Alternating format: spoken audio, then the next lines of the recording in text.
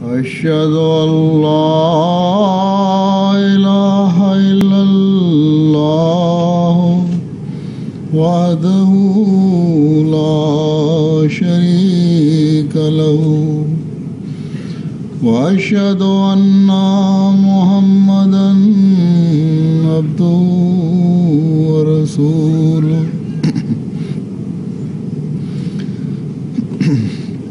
أما بعد فأعوذ بالله من الشيطان الرجيم بسم الله الرحمن الرحيم الحمد لله رب العالمين الرحمن الرحيم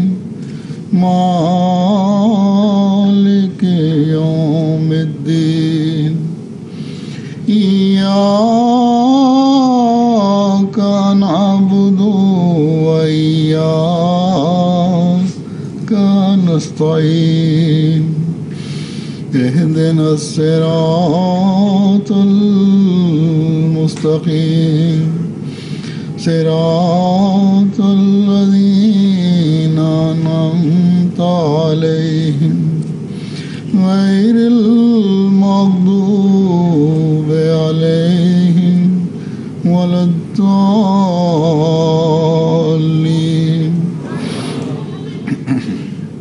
يا أيها الذين آمنوا إن تتقوا الله يجعل لكم فرقانا ويكفر عنكم سيئاتكم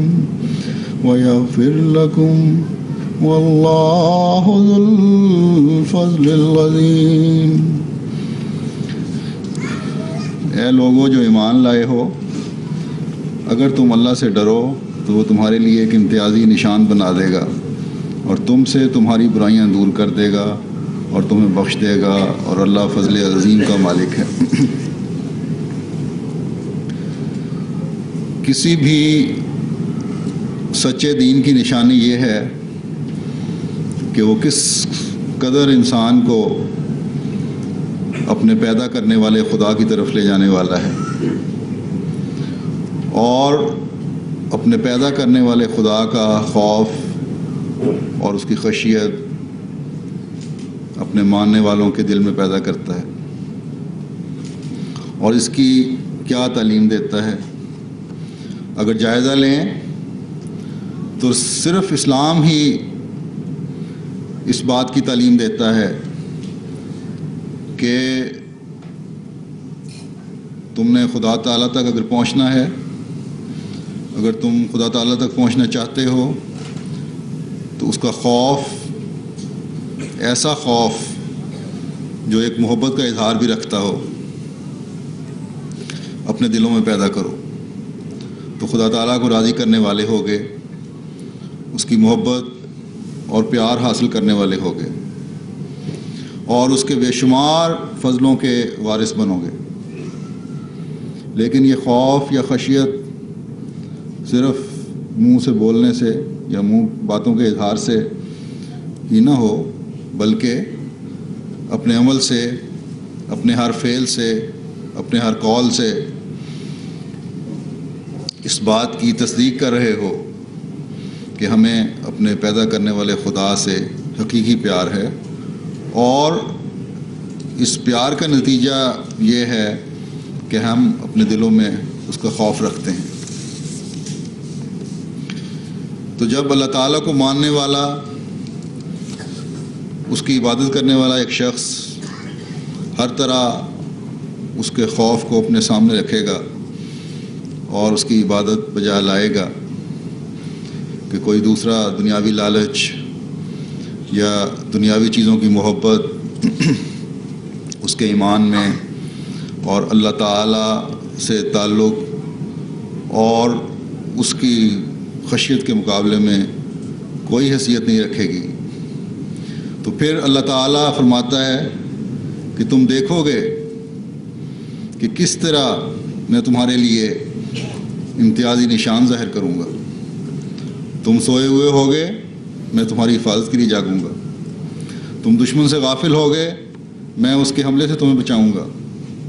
تم تکلیف میں ہوگے تو میں تمہاری تکلیف دور کرنے کے سامان پیدا کروں گا۔ جیسا کہ فرمایا کہ وَمَن يَتَّقِ اللَّهَ يَجْعَل لَّهُ مَخْرَجًا، یعنی جو شخص اللہ کا تقوی اختیار کرے گا، اللہ تعالیٰ اس کو تکلیف سے نکالنے کا کوئی نہ کوئی راستہ نکال لے گا۔ اور جب اللہ تعالیٰ تکلیف سے نکالنے کے راستے نکالتا ہے تو ایسے ایسے راستے ہوتے ہیں کہ انسان کی عقل بھی وہاں تک نہیں پہنچ سکتی۔ پھر یہ بھی وعدہ فرماتا ہے کہ میں اپنے سے ڈرنے والے بندوں کے لیے، اپنے عبادت گزار بندوں کے لیے غیب سے رزق کے بھی سامان پیدا کرتا ہوں کہ جس کے بارے میں انسان سوچ بھی نہیں سکتا۔ اب انسان کو آج کل کی مادی دنیا میں یہ خیال آ سکتا ہے کہ میں اپنے بیوی بچوں کے لیے، اپنے لیے رزق کے کوئی سامان پیدا کروں۔ تو جب انسان رزق کے لیے کوشش کر رہا ہوتا ہے تو اگر اللہ نہ چاہے تو اس کو جتنی چاہے اس کی کوشش ہو، وہ رزق جس کی حاصل کرنے کے لیے کوشش کر رہا ہوتا ہے اس کو نہیں ملتا، یا جتنا اس کی خواہش ہوتی ہے اس حد تک نہیں ملتا۔ روز دنیا میں ہم دیکھتے ہیں کاروبار ہوتے ہیں، اچھے بھلے کاروبار چل رہے ہوتے ہیں، لیکن راتوں رات دیوالیہ ہو جاتے ہیں،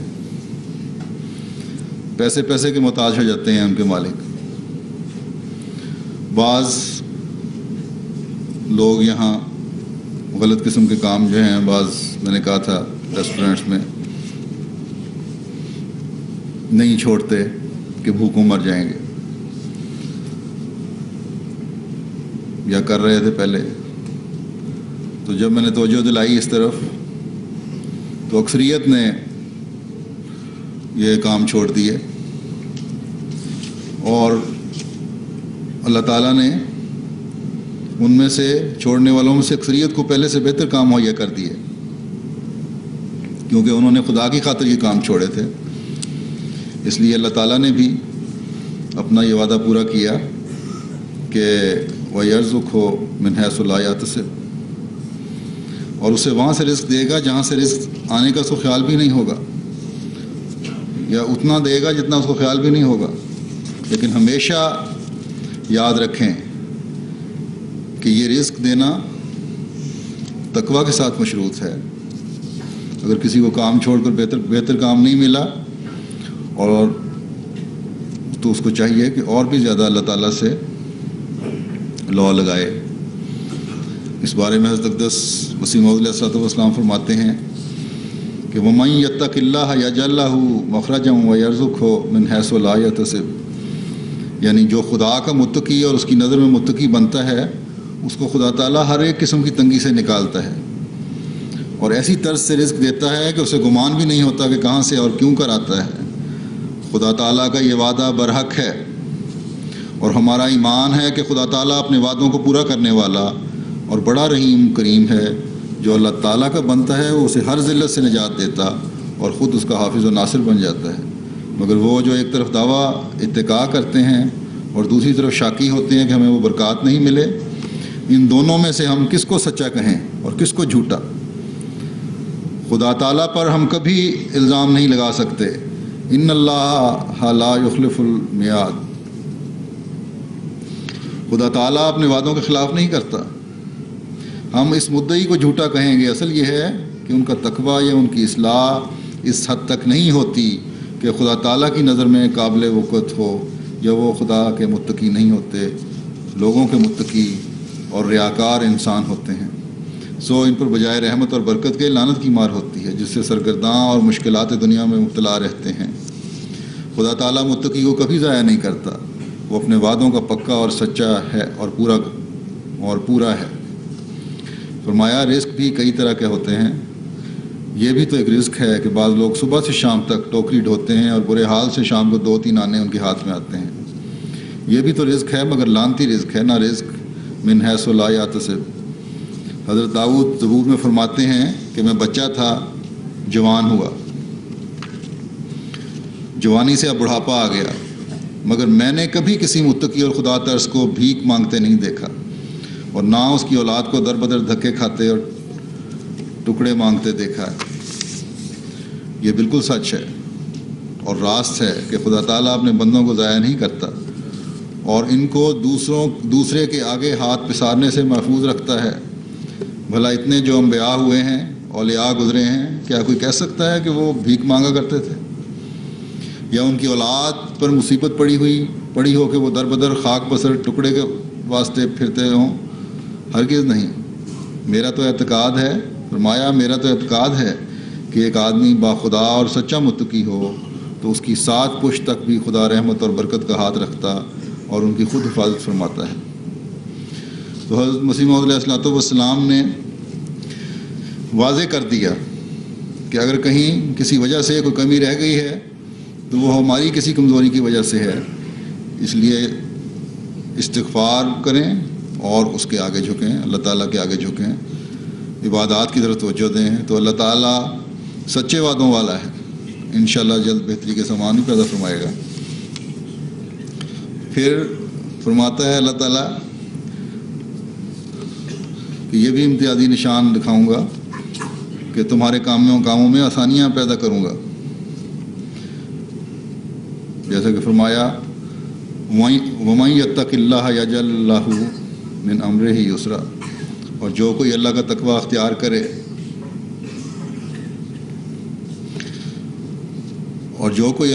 اختیار کرے اللہ ضرور اس کے معاملے میں آسانی پیدا کر دیتا ہے۔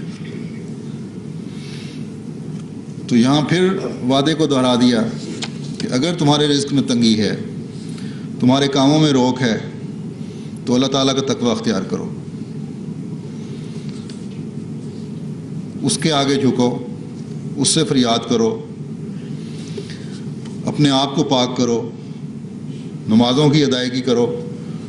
اس سے ڈرتے ہوئے اس کے تمام حکموں پر عمل کرو، تو پھر اللہ تعالیٰ ایسا نہیں جو پھر بھی تمہیں مشکل میں گرفتار رکھے، وہ ضرور تمہارے لیے آسانیاں پیدا کر دے گا، آسانیوں کے سامان پیدا کر دے گا۔ بعض دفعہ آزمائش بھی ہوتی ہے، لیکن اللہ تعالیٰ آزماتا بھی ہر ایک کو اس کی طاقت کے مطابق ہے۔ اس لیے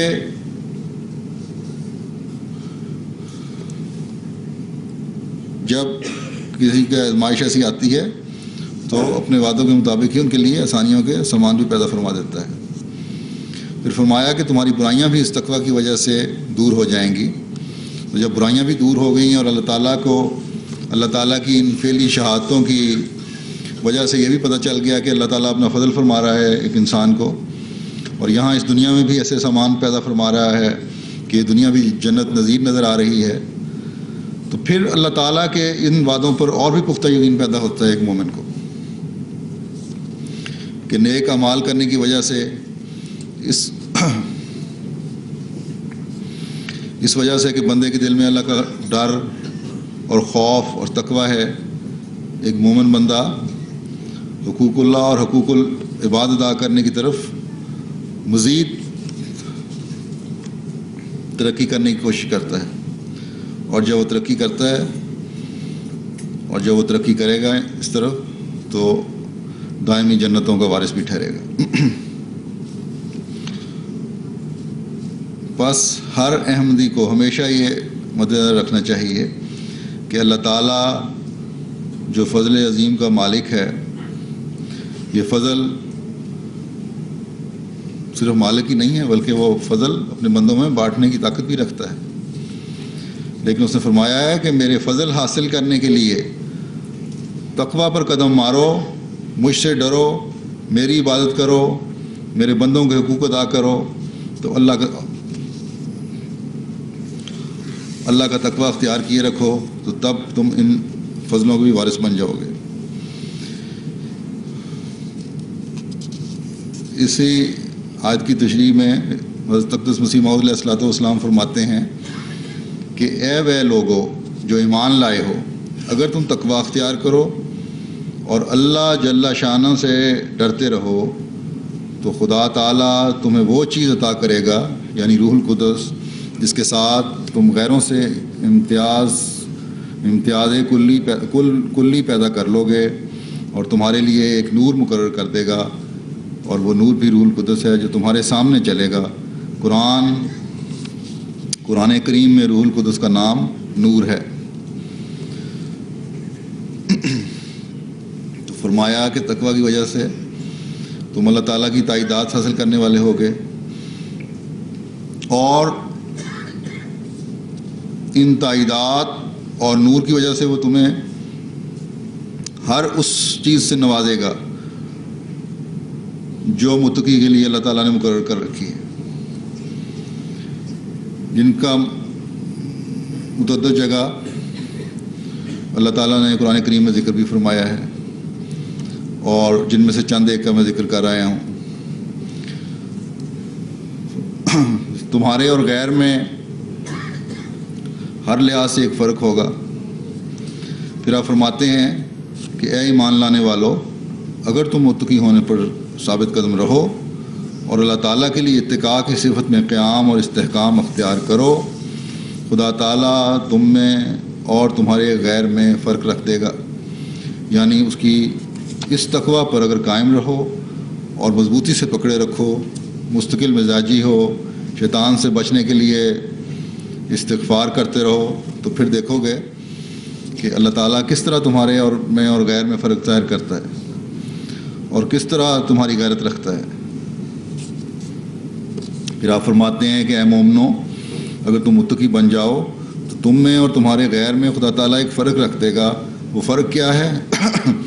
کہ وہ تمہیں وہ ایک نور عطا کیا جائے گا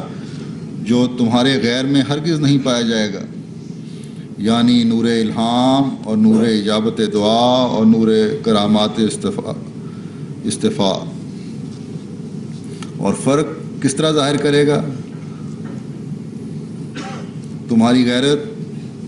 کس طرح رکھے گا؟ وہ اس طرح کہ تمہیں ایک ایسا نور عطا کرے گا جس سے تم اللہ تعالیٰ کی طرف سے الہام کے فضل سے بھی نوازے جاؤ گے، اس سے تم قبولیت دعا کے بھی معجزات دیکھو گے۔ اس لیے وہ تقوی حاصل کرو جس سے تم خود اللہ تعالیٰ کی طرف سے قبولیت دعا کے فضل سے فیض یاب ہو۔ غیر جس میں تقوی نہیں اور صحیح ادراک نہیں، اللہ تعالیٰ کا صحیح عرفان نہیں، اس کی طرح پیروں کی گدیوں پر چکر نہیں لگاتے رہو، پیروں اور فقیروں کی قبروں پر سجدے کر کے شرک اور گناہ میں گرفتار نہ ہو، بلکہ تقوی اور روح القدس کے نور کی وجہ سے جب تم یہ کرو گے تو براہ راست خدا تعالیٰ سے تعلق پیدا کر کے قبولیت دعا کے نظارے دیکھو گے، اور یہی اللہ تعالیٰ کا فضل ہے، یہی امتیازی نشان ہے جو تمہارے اور تمہارے غیر میں ہے۔ بس ہر احمدی کو یہ مقام حاصل کرنے کی طرف قدم بڑھاتے چلے جانا چاہیے، نیکیوں میں سبقت لے جاتے چلے جانا چاہیے، اور اس سے پھر تمہارے اندر خدا تعالیٰ وہ طاقتیں پیدا کرے گا جس سے تم خدا تعالیٰ کے برگزیدہ اور چنیدہ بندوں کی طرح قبولیت دعا کے معجزات دکھاؤ گے۔ بس یہ تقوی کے معیار ہیں جو حضرت صلی اللہ علیہ وسلم نے اپنے صحابہ میں پیدا کیے۔ یہ معیار حضرت مسیح موعود علیہ الصلوۃ والسلام نے اس غلامی کے صدقے اپنے صحابہ میں پیدا کیے، اور یہی آئندہ ہمیشہ اپنی جماعت میں پیدا کرنے کی خواہش اور کوشش کی اور توقع رکھی۔ آپ فرماتے ہیں کہ حقیقی تقوی کے ساتھ جاہلیت جمع نہیں ہو سکتی۔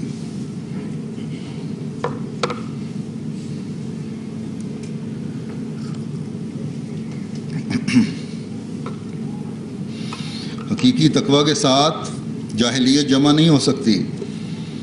حقیقی تقوی اپنے ساتھ ایک نور رکھتی ہے، جیسا کہ اللہ جل شانہ فرماتا ہے کہ یا ایھا الذین آمنوا ان تتقوا اللہ یجعل لکم فرقانا ویکفر عنکم سیئاتکم ویجعل لکم نورا تمشون بہ، یعنی اے ایمان والو، اگر تم متقی ہونے پر ثابت قدم ہو اور اللہ تعالیٰ کے لیے اتقاء کی صفت میں قیام اور استحکام اختیار کرو تو خدا تعالیٰ تم میں اور تمہارے غیروں میں فرق رکھ دے گا۔ وہ فرق یہ ہے کہ تم کو ایک نور دیا جائے گا جس نور کے ساتھ تم اپنی تمام راہوں میں چلو گے، یعنی وہ نور تمہارے تمام افعال اور اقوال اور قوا اور حواس میں آ جائے گا، تمہاری عقل میں بھی نور ہوگا، تمہاری ایک اٹکل کی بات میں بھی نور ہوگا، اور تمہاری آنکھوں میں بھی نور ہوگا، اور تمہارے کانوں اور تمہاری زبانوں اور تمہارے بیانوں اور تمہاری ہر ایک حرکت اور سکون میں نور ہوگا، اور جن راہوں میں تم چلو گے وہ راہ نورانی ہو جائیں گی، غرض جتنی تمہاری راہیں، تمہارے قوا کی راہیں، تمہارے حواس کی راہیں ہیں، وہ سب نور سے بھر جائیں گی اور تم سراپا نور میں ہی چلو گے۔ اللہ کرے کہ ہر احمدی اس نور سے بھر جائے، اور ہر احمدی کو یہ کوشش ہونی چاہیے کہ یہ تقوی حاصل کرنے کے لیے اپنے اندر پاک تبدیلی پیدا کرنے کی کوشش کرے، اللہ تعالیٰ کا خوف اس کے دل میں پیدا ہو، اس کے لیے کوشش بھی کرے،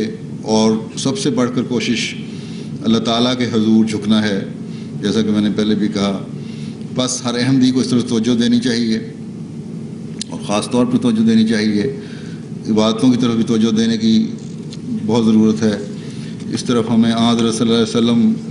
نے کس طرح توجہ دلائی ہے، اس بارے میں چند حدیث پیش کرتا ہوں۔ حضرت ابو امامہ سے روایت ہے کہ نبی کریم صلی اللہ علیہ وسلم نے فرمایا، 2 قطرے ایسے ہیں کہ جن سے بڑھ کر اللہ تعالیٰ کو کوئی چیز پیاری نہیں،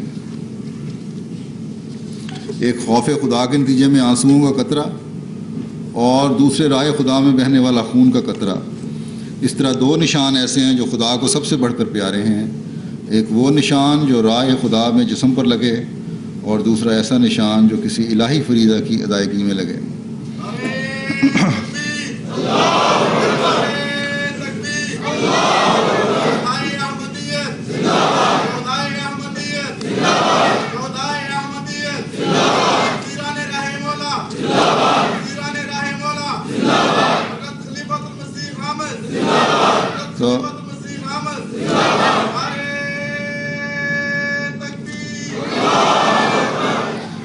تو دیکھیں، عبادت کرنے والے کا، ایک مومن کا تقوی کی وجہ سے، اللہ کی خشیت کی وجہ سے نکلا ہوا آنسو کا ایک قطرہ بھی جو ہے وہ بھی اللہ تعالیٰ کو اسی طرح پیارا ہے جس طرح خدا کی راہ میں بہنے والے خون کا قطرہ۔ اب آج کل کی جہادی تنظیمیں یہ دلیل دے کر شور مچاتی ہیں کہ خدا تعالیٰ کی راہ میں بہنے والا خون خدا تعالیٰ کو بہت پیارا ہے۔ پہلی بات تو یہ ہے کہ یہ جس جہاد کا نام لیتے ہیں وہ اب تقویٰ سے آ رہی ہے۔ آپس میں ایک دوسرے کو قتل کرتے ہیں تو اس کو بھی جہاد کہہ دیتے ہیں۔ پھر جس طرح ظالمانہ طور پر بلا تخصیص عورتوں، بچوں، بوڑھوں کو مارا جاتا ہے، قتل کیا جاتا ہے، اس کی کہیں اسلام میں اجازت نہیں ہے، یہ کوئی جہاد نہیں ہے۔ پھر خودکش حملے کیے جاتے ہیں، اور خودکشی اسلام میں حرام ہے، یہ کون سا جہاد کا ہو گیا۔ پھر ان ساری حرکات کے باوجود کہیں بھی ان نام نہاد لوگوں کے ساتھ اللہ تعالیٰ کی تائید نظر نہیں آتی، حالانکہ اللہ تعالیٰ کی خاطر جہاد کرنے والوں کے ساتھ تو اللہ تعالیٰ کا وعدہ ہے کہ وہ کامیاب ہوں گے۔ ان کی تو ایک جگہ بھی کامیابی نظر نہیں آ رہی ان لوگوں کی۔ اور سب سے بڑھ کر آج کل یہ کیونکہ اللہ تعالیٰ کے حکم کی نافرمانی کر رہے ہیں، اس لیے یہ جہاد ہے ہی نہیں۔ اللہ تعالیٰ نے مسیح موعود کو، مہدی موعود کو مبعوث فرمایا، اس کے بعد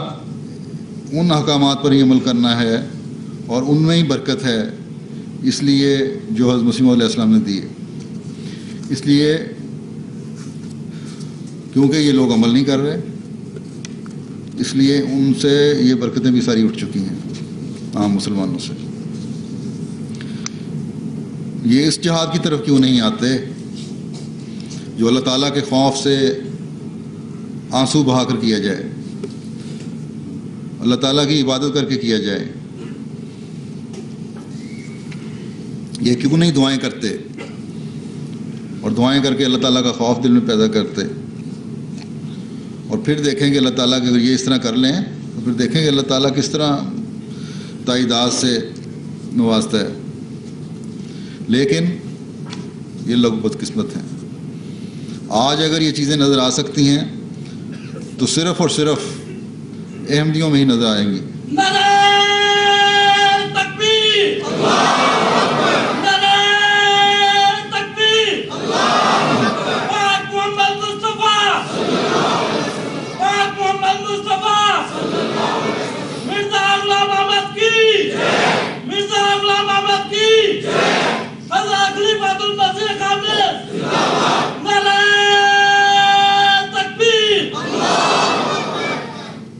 اور اس احمدی میں نظر آئیں گی جس نے صحیح طور پر حضرت اقدس مسیح موعود علیہ السلام پر ایمان لا کر تقویٰ کو حاصل کرنے کی کوشش کی، تقویٰ میں بڑھنے کی کوشش کی، اور اس کے بغیر یہ ممکن ہی نہیں. ایک اور روایت میں آتا ہے، حضرت ابو ہریرہ رضی اللہ تعالیٰ عنہ بیان کرتے ہیں کہ رسول اللہ صلی اللہ علیہ وسلم نے فرمایا کہ جو شخص خدا تعالیٰ کی خشیت سے روتا ہے وہ کبھی آگ میں نہ جائے گا یہاں تک کہ دودھ تھنوں میں واپس چلا جائے، یعنی ناممکن بات ہے. اور خدا کی راہ میں انسان کے جسم پر لگا ہوا غبار اور جہنم کا دھواں اکٹھے نہیں ہو سکتے. تو یہ ہے اللہ تعالیٰ کی خشیت رکھنے والے کا مقام کہ اللہ تعالیٰ نے اس پر دوزخ حرام کر دی، جہنم حرام کر دی. بس یہ فرقان ہے جو ایک احمدی کو غیروں سے ممتاز کرتا ہے اور کرنا چاہیے. اس روح کو اپنے اندر پیدا کریں اور اپنے بیوی بچوں کے اندر پیدا کریں. پھر ایک روایت میں آتا ہے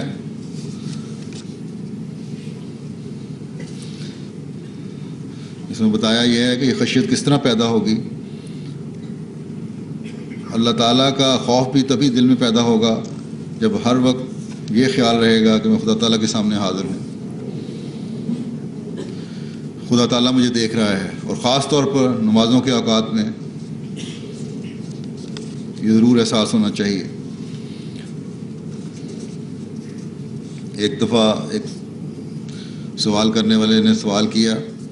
کہ یا رسول اللہ احسان کیا ہے؟ فرمایا کہ تو اللہ کی خشیت اختیار کرے، گویا کہ تو اسے دیکھ رہا ہے، اور اگر تو اسے نہیں دیکھ رہا تو وہ تجھے ضرور دیکھ رہا ہے. یہ احساس دل میں رہنا چاہیے. پھر ایک روایت ہے، حضرت ابو ہریرہ رضی اللہ تعالیٰ عنہ بیان کرتے ہیں کہ حضرت صلی اللہ علیہ وسلم نے فرمایا جس دن اللہ تعالیٰ کے سائے کے سوا کوئی سایہ نہیں ہوگا اس دن اللہ تعالیٰ 7 آدمیوں کو اپنے سایہ رحمت میں جگہ دے گا. اول امام عادل، دوسرے وہ نوجوان جس نے اللہ تعالیٰ کی عبادت کرتے ہوئے جوانی بسر کی، تیسرے وہ آدمی جس کا دل مسجدوں کے ساتھ لگا ہوا ہے، چوتھے وہ 2 آدمی جو اللہ تعالیٰ کی خاطر ایک دوسرے سے محبت کرتے ہیں، اسی پر وہ متحد ہوئے اور اسی کی خاطر وہ ایک دوسرے سے لگ ہوئے، پانچویں وہ پاک باز مرد جس کو خوبصورت اور با اقتدار عورت نے بدی کے لیے بلایا لیکن اس نے کہا میں اللہ تعالیٰ سے ڈرتا ہوں، چھٹے وہ سخی جس نے اس طرح پوشیدہ طور پر اللہ تعالیٰ کی راہ میں صدقہ دیا کہ اس کے بائیں ہاتھ کو بھی خبر نہ ہوئی کہ اس کے دائیں ہاتھ نے کیا خرچ کیا، اور ساتویں وہ مخلص جس نے خلوت میں اللہ تعالیٰ کو یاد کیا اور اس کی محبت اور خشیت سے اس کی آنکھوں سے آنسو جاری ہو گئے. تو 3 باتیں تو ایسی ہیں جیسے تقویٰ کی ایسے تعلق ہے جو براہ راست اللہ تعالیٰ کی عبادت سے جن کا تعلق ہے، اور باقی بھی سب اللہ تعالیٰ کے خوف اور خشیت کی وجہ سے ہے. تو اسی وجہ سے اللہ تعالیٰ نے فرمایا کہ کیونکہ میری خشیت کی وجہ سے یہ ساری باتیں ہو رہی ہیں، اس لیے یہ تمام ایسی باتیں کرنے والے، ایسے عمل کرنے والے میرے سایہ رحمت میں ہوں گے. پھر ایک روایت میں آتا ہے، ابو نضرہ رضی اللہ عنہ بیان کرتے ہیں کہ مجھے اس شخص نے بتایا جس نے حضور صلی اللہ علیہ وسلم کا خطبہ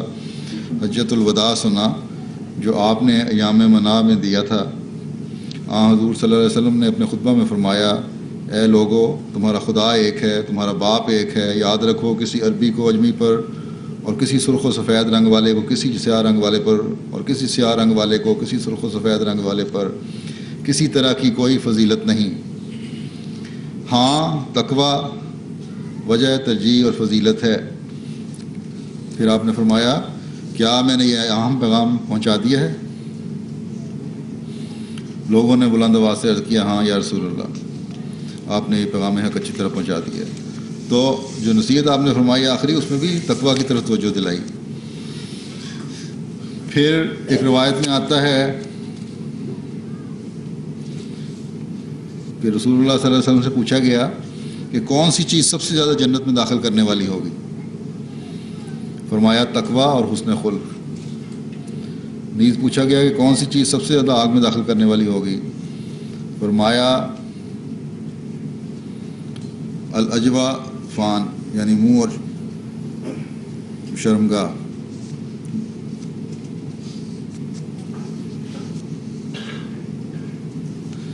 گویا جتنا زیادہ تقوی پیدا ہوگا،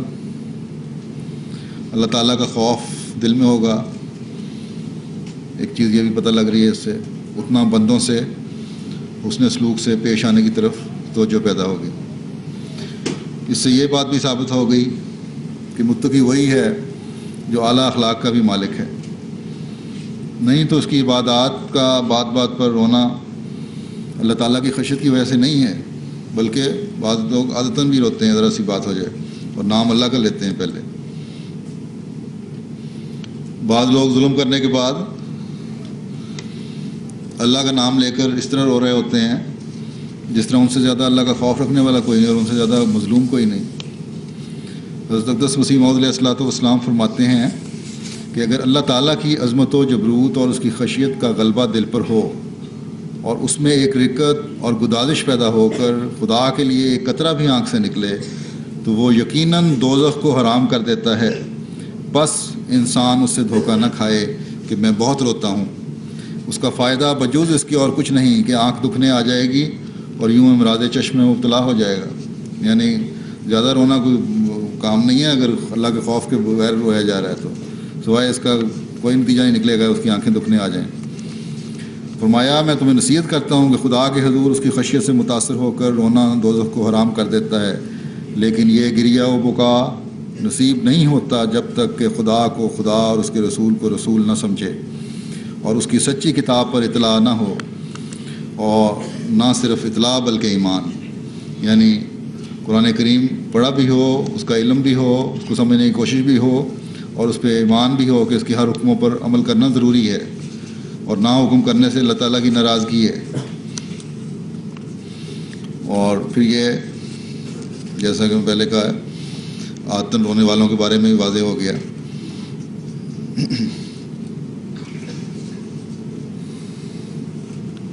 کیونکہ بہت سارے لوگ ہیں جب ان کے معاملات آئیں تو کیونکہ رونا جلدی آ جاتا ہے اس لیے اپنے آپ کو مظلوم ظاہر کر دیتے ہیں، اور پھر بظاہر وہ جماعت میں ایکٹیو بھی نظر آ رہے ہوتے ہیں اس لیے ان کی باتوں پہ یقین بھی کر لیا جاتا ہے. لیکن ایسے حقوق غصب کرنے والے یاد رکھیں کہ اللہ تعالیٰ کو ہر چیز کا علم ہے، وہ دلوں کا حال جانتا ہے. ایسے آنسو بھی ان کے منہ پہ مارے جائیں گے. پھر ایک روایت میں آتا ہے، حضرت ابو امامہ رضی اللہ عنہ سے روایت ہے کہ میں نے رسول اللہ صلی اللہ علیہ وسلم کو حجۃ الوداع کے ایام میں خطبہ ارشاد فرماتے ہوئے سنا. آپ نے فرمایا، اللہ کا تقوی اختیار کرو جو تمہارا رب ہے، اور 5 نمازیں ادا کرو، اور ماہ رمضان کے روزے رکھو، اور اپنے اموال کی زکوٰۃ ادا کرو، اور اپنے امراء کی اطاعت کرو، تو پھر اپنے رب کی جنت میں داخل ہو جاؤ گے. تو یہاں مومن کی 5 نشانیاں بتائی ہیں کہ اللہ تعالیٰ کا تقوی ہو، اس کا خوف ہو، نمازوں کی ادائیگی کی طرف توجہ ہو، روزے رکھنے والے ہوں رمضان میں، زکوٰۃ یا مالی قربانی کرنے والے ہوں، پھر اطاعت گزار ہوں، نظام کی، امیر کی، عہدیداران کی اطاعت کرنے والے ہوں۔ گویا تقویٰ پر وہی قائم سمجھا جائے گا جو ان 4 باتوں کا بھی اہتمام کرتا ہوگا، یعنی نمازیں پڑھنے والا، روزے رکھنے والا، مالی قربانیاں کرنے والا اور اطاعت نہ کرنے والا۔ پھر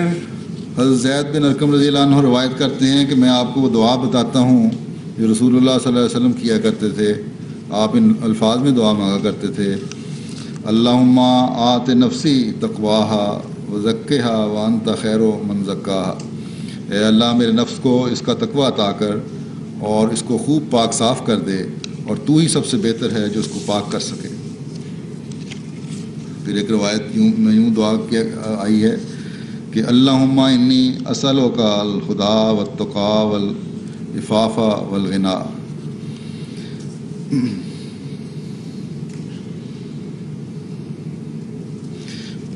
کہ اے اللہ میں تجھ سے ہدایت، تقویٰ، پاک دامنی اور غنا مانگتا ہوں۔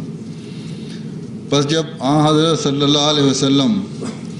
اللہ تعالیٰ کے خوف کی وجہ سے، اس خشیت کی وجہ سے اللہ تعالیٰ سے اس طرح مانگتے تھے، تو ہمیں اس بارے میں کس قدر کوشش کرنی چاہیے۔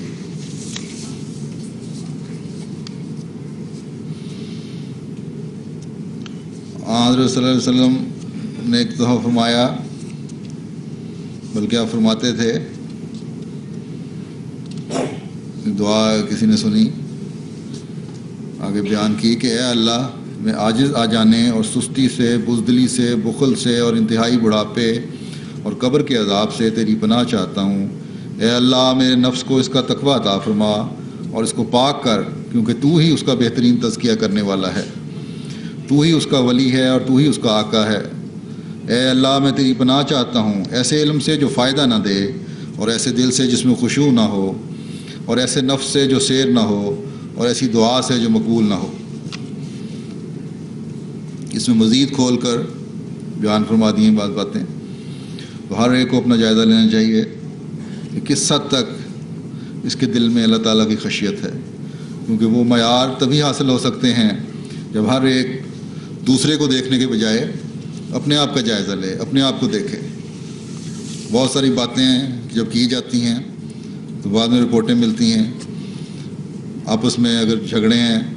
تو ایک جھگڑنے والا دوسرے کو کہہ رہا ہوتا ہے کہ تمہارے بارے میں خطبہ آیا تھا، میاں بیوی کے جھگڑے ہیں تو بیوی میاں کو کہہ رہی ہوتی ہے، میاں بیوی کو کہہ رہا ہوتا ہے کہ تمہارے بارے میں خطبہ تھا۔ اپنا جائزہ کوئی نہیں لیتا۔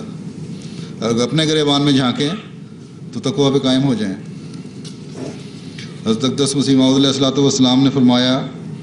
قرآن شریف میں تمام احکام کی نسبت تقویٰ اور پرہیزگاری کے لیے بڑی تاکید ہے۔ وجہ یہ ہے کہ تقویٰ ہر ایک بدی سے بچنے کے لیے قوت بخشتی ہے اور ہر ایک نیکی کی طرف دوڑنے کے لیے حرکت دیتی ہے، اور اس قدر تاکید فرمانے میں بھید یہ ہے کہ تقویٰ ہر ایک باب میں انسان کے لیے سلامتی کا تعویذ ہے، اور ہر ایک قسم کے فتنہ سے محفوظ رہنے کے لیے حصن حسین ہے، ایک مضبوط قلعہ ہے۔ ایک متقی انسان بہت سے ایسے فضول اور خطرناک جھگڑوں سے بچ سکتا ہے جن میں دوسرے لوگوں کو گرفتار ہو کر بعض اوقات ہلاکت تک پہنچ جاتے ہیں، جن میں دوسرے لوگ گرفتار ہو کر بسا اوقات ہلاکت تک پہنچ جاتے ہیں،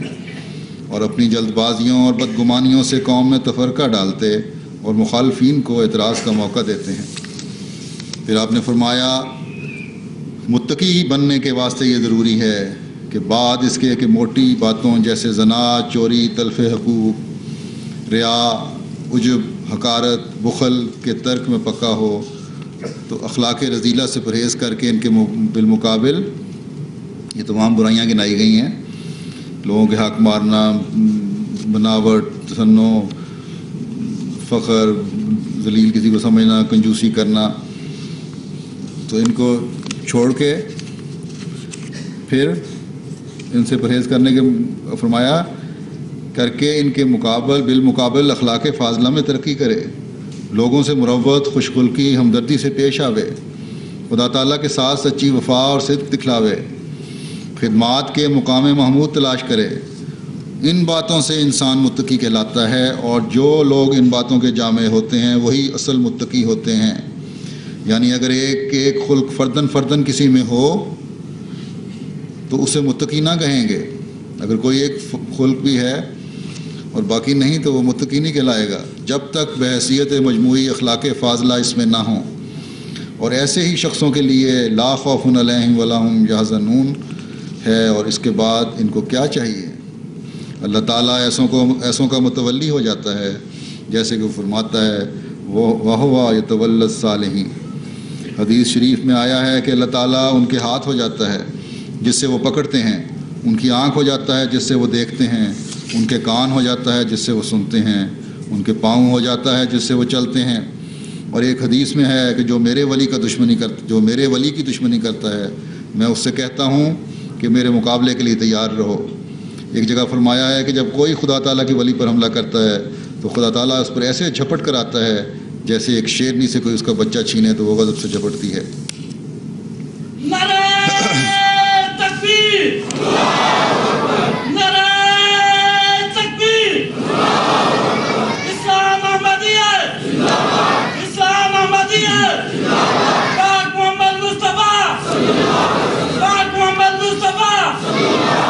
مرزا غلام احمد کی، مرزا غلام احمد کی، حضرت خلیفۃ المسیح خامد، نعرہ تکبیر. پھر حضرت اقدس مسیح موعود علیہ الصلوۃ والسلام فرماتے ہیں کہ تم اس کی جناب میں قبول نہیں ہو سکتے جب تک ظاہر و باطن ایک نہ ہو. بڑے ہو کر چھوٹوں پر رحم کرو، نہ ان کی تحقیر، اور عالم ہو کر نادانوں کو نصیحت کرو، نہ خود نمائی سے ان کی تذلیل، اور امیر ہو کر غریبوں کی خدمت کرو، نہ خود پسندی سے ان پر تکبر. ہلاکت کی راہوں سے ڈرو، خدا سے ڈرتے رہو اور تقوی اختیار کرو، اور مخلوق کی پرستش نہ کرو، اور اپنے مولا کی طرف منقطع ہو جاؤ، اور دنیا سے دل برداشتہ رہو اور اسی کے ہو جاؤ، اور اسی کے لیے زندگی بسر کرو، اور اس کے لیے ہر ایک ناپاکی اور گناہ سے نفرت کرو کیونکہ وہ پاک ہے. چاہیے کہ ہر ایک صبح تمہارے لیے گواہی دے کہ تم نے تقوی سے رات بسر کی، اور ہر ایک شام تمہارے لیے گواہی دے کہ تم نے ڈرتے ڈرتے دن بسر کیا. دنیا کی لعنتوں سے مت ڈرو کہ وہ دھوئیں کی طرح دیکھتے دیکھتے غائب ہو جاتی ہیں، اور وہ دن کو رات نہیں کر سکتی، بلکہ تم خدا کی لعنت سے ڈرو جو آسمان سے نازل ہوتی ہے اور جس پر پڑتی ہے اس کی دونوں جہان میں بےخنی کر جاتی ہے. اللہ کرے کہ ہم اللہ تعالیٰ کے حکموں پر عمل کرنے والے ہوں، اس کے رسول صلی اللہ علیہ وسلم کی بتائے ہوئے راستوں پر چل کر تقوی اور خشیت کے اعلیٰ معیار قائم کرنے والے ہوں. حضرت مسیح موعود علیہ الصلوۃ والسلام کی خواہش کے مطابق آپ کی تعلیم پر عمل کرتے ہوئے اپنی زندگیوں میں انقلاب پیدا کرنے والے ہوں، اور ہم میں سے ہر ایک دعاؤں کی قبولیت کے نظارے دیکھنے والا ہو، اور جلسہ کی جو برکات آپ نے حاصل کی ہیں ہمیشہ آپ کی زندگیوں کا حصہ رہیں. اللہ آپ کے ساتھ ہو اور آپ کو اپنی حفظ و امان میں رکھے، خیریت سے اپنے اپنے گھروں میں لے جائے.